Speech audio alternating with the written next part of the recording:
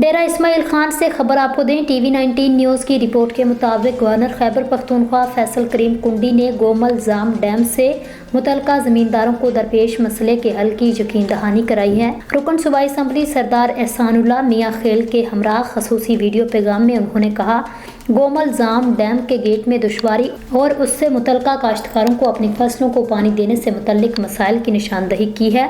इस मसले के हल के लिए गोमल जाम की मुकामी टीम मुतहर्रिक है। ताहम वापडा के आला हुकाम से मेरा राबता हुआ है।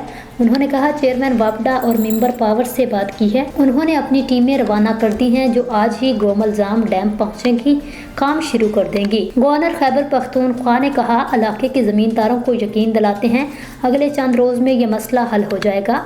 ताहम हमारी कोशिश है जल्द से जल्द मसला हल हो।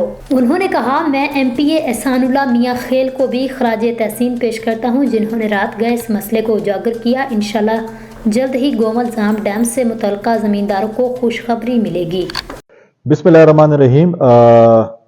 हमारे जो गोमल जाम के जो ज़मींदार हैं उनको पिछले दिनों से कुछ मसला पेश आ रहा है, जो कि हमारे MPA साहब जो एहसान मियाँ खेल साहब ने उसको पॉइंट आउट किया है, क्योंकि गोमल जाम डैम के जो हैं वो कोई गेट्स में ख़राबी हुई है, जिससे काश्तकारों को जो है अपनी फसल में पानी देने के लिए बहुत से मुश्किलात पैदा हो रहे हैं।